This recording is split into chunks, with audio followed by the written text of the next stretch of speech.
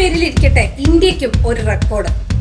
ഈ വർഷം മുൻപത്തേതിനേക്കാൾ കൂടുതൽ ഐഫോണുകൾ കയറ്റുമതി ചെയ്തതിന് ഇന്ത്യക്ക് സർവകാല റെക്കോർഡെന്ന് റിപ്പോർട്ട്. ഈ വർഷം ആദ്യ പകുതിയിൽ ഐഫോൺ പ്രൊഡക്ഷൻ 53% വർദ്ധിച്ചു. ജനുവരി മുതൽ ജൂൺ വരെയുള്ള കാലയളവിൽ ഏകദേശം 23.9 ദശലക്ഷം ഐഫോണുകളാണ് ഇന്ത്യയിൽ നിന്ന് കയറ്റുമതി ചെയ്തിരിക്കുന്നത്. ഇതിന്റെ മൂല്യം $22.56 ബില്യൺ വരും. 2017 ഇന്ത്യയിൽ ഐഫോൺ കൂട്ടിയോജിപ്പിക്കൽ ആദ്യം ആരംഭിക്കുന്നത്.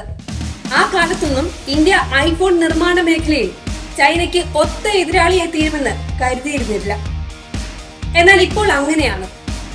ചൈനയിൽ നിന്ന് നിർമ്മാണ പ്രവർത്തനങ്ങൾ മറ്റു രാജ്യങ്ങളിലേക്ക് പറിച്ചു നടന്നതിന്റെ ഭാഗമായി നടത്തിയ നീക്കങ്ങളുടെ ഫലമാണ് ഇന്ത്യയുടെ ഈ നേട്ടം. ഗവേഷണ കമ്പനിയായ കനാലിസിസിനെ ഉദ്ധരിച്ചുള്ള റിപ്പോർട്ടിലാണ് ഇക്കാര്യങ്ങളുള്ളത്.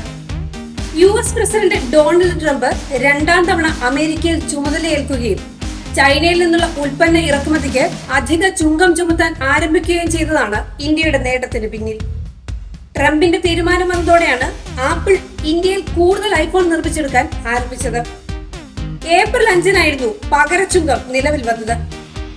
ഐഫോൺ അമേരിക്കയിൽ തന്നെ നിർമ്മിക്കണമെന്നും അല്ലെങ്കിൽ ഇന്ത്യയിൽ നിന്ന് കൊണ്ടുവരുന്ന ഹാൻഡ്സെറ്റുകൾക്കും അധിക ചുങ്കം ചുമത്തുമെന്നും ട്രംപ് ഭീഷണിപ്പെടുത്തുന്നുണ്ട്.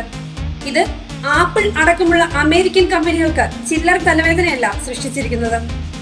ഫോക്സ്കോൺ, ടാറ്റ ഇലക്ട്രോണിക്സ് എന്നീ കരാർ കമ്പനികളാണ് ആപ്പിളിനു വേണ്ടി ഇന്ത്യയിൽ ഐഫോൺ നിർമ്മിച്ചെടുക്കുന്നത്. ഇപ്പോഴും ഫോക്സ്കോൺ തന്നെയാണ് ഇന്ത്യയിൽ നിന്ന് കൂടുതൽ ഐഫോണുകൾ കയറ്റുമതി ചെയ്യുന്നത്.